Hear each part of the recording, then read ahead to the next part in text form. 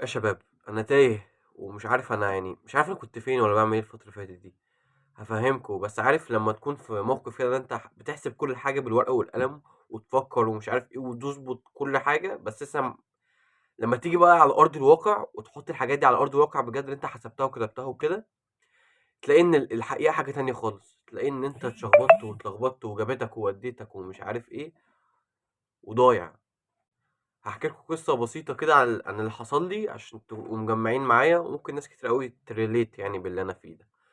الفكرة دلوقتي إن أنا قعدت الفترة اللي فاتت دي من أول بدأت كلية، من 3 شهور مثلا، مش فاكر قد إيه. قعدت آخد كورسات ماركتينج بقى وبتاع ومش عارف إيه، وآخد كورسات بقى في حاجات كتير، وأبدأ أقرا كتب بقى وهي والدنيا اللي أنتوا عارفينها دي كلها. وأدخل بقى أنزل بقى على أرض الواقع، أقول بقى أنا فتحت شركة بقى ومش عارف إيه. حتى بصوا على الفيديوهات، أنا كنت متحمس جدا. كنت كل شوية أقول لكم بقى إيه، وعملت حتى عشان دي عشان إيه. أنا عندي 18 سنة، وعارف أنا هعمل إيه بقى، وجاهز لحياتي بقى، وهبقى مليونير والدنيا جميلة وكل حاجة متظبطة، فاهم. جيت بقى حسبت كل ده وعملت بقى وبدأت، فاهم. لقيت بقى إن الدنيا ادتني إيه بالقلم على وشي كده، ومش عارف أنا بعمل إيه، فاهم. اقول بقى للناس مليون واحد، اقول له عايز اشتغل مش عارف ايه، محدش يرضى. اروح اشتغل طب شغل عادي مثلا ايه، تيلي ماركتينج، على التليفون واشتغل مع شركه. قعدت اسبوعين حتى، قلت ان انا لقيت شغل وبتاع مش عارف إيه. حتى بص على الفيديوهات، كل حاجه في الفيديوهات، فاهم. لقيت شغل وكنت فرحان بقى، وقلت بقى هنتعلم بقى وهنبقى احسن بقى ومش عارف ايه وفلوس واوعى. اقسم بالله يا جماعه، قعدت اسبوعين في الشغل، كرهت حياتي كرهت حياتي بمعنى الكلمه. قعدت ومشيت. قلت حتى المدير عندي، قلت له بقول لك ايه، عايز امشي انا خلاص مش قادر. قال لي كمل لحد اخر الشهر تاخد مرتبك، او تمشي دلوقتي ما تاخدش حاجه. مشيت خلاص، انا مشيت، فاهم. حاولت حتى كذا مره ان اقعد ومش عارف ايه. خلاص، لا لا لا، قلت لا، انا مش من النوع اللي هو ايه هيقعد كده والتليفون يقول نفس الكلام من نفس السكريبت ورا بعض كتير، فاهم. تعبت. فانا ولا مني افتح بيزنس عارف، ولا مني اني انزل اشتغل في حاجه عارف. انا وانا مش عارف انا عايز ايه. عارف انت لما تتوه كده، تكون مرتب حياتك على حاجه وتهت. بس ده اولا مثلا. نيجي في الناحيه التانية، الجيم جزء كبير جدا من حياتي. عارف الجزء كبير من حياتك ده لما تكون مطنشه، تحس ان انت ضايع. كل شويه اجي اقول يلا يا شباب احنا هننتظم بقى الفتره دي، المره دي انا هعمل فورمه احسن فورمه.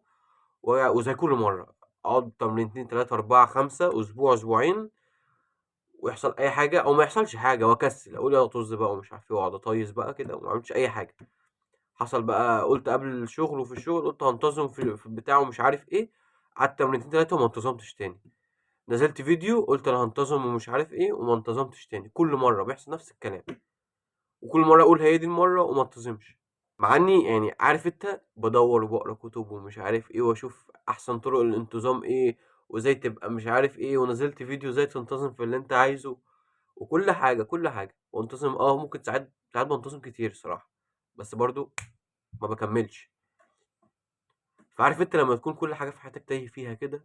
والفكره ان انا عارف ان كنت حل كبير من اللي انا عايزه ده ان اقرب لربنا طبعا، فاهم. الفكره انا مثلا بصراحه بقالي يومين مقصر مع ربنا، فاهم. يومين بس. انا قبل يومين دول والله كنت منتظم كل حاجه، وحتى هخلص الفيديو ده وهروح اصلي وارجع كل حاجه تمام.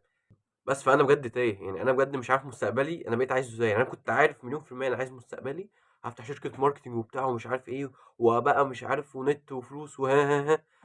بس حاسس دلوقتي ان انا تهت فجأة مثلا، لو مش فجأة عارف لما تنزل ارض الواقع ويلا تلاقي كل حاجة بتلطشك في وشك كده، مش عارف تعمل ايه. بس كده. انا في حاجات كتير قوي مضايقاني ومتوهاني، بس انا قلت اقول اول كام حاجة في دماغي اقولهم دلوقتي في الفيديو ده. والفيديو انا نزلته على النت وكل حاجه، بس فيديو انا عامله لنفسي اكتر منكم الصراحه. انا كنت محتاج افضفض واتكلم عشان ما اتفرج على نفسي واشوف انا كنت حاسس بايه واتكلمت. انا اتكلمت من غير ما افلتر الكلام حتى. بس اعملوا فولو، شوفوا المستقبل قدام هيبقى عامل ازاي. وان شاء الله كده ان شاء الله هتصرف. خلاص، هو قدامي حياتي كلها لازم اتصرف واعرف انا هعمل ايه. فان شاء الله خير، وتابعوا. هنحسن حياتنا مع بعض ان شاء الله، ده كده كده. وانتوا يا جدعان كومنتات، عايز تشجيع، عايز افكار، عايز اعمل ايه كده، فاهم. اللي عنده حاجه يقولها لي. بس يلا بينا.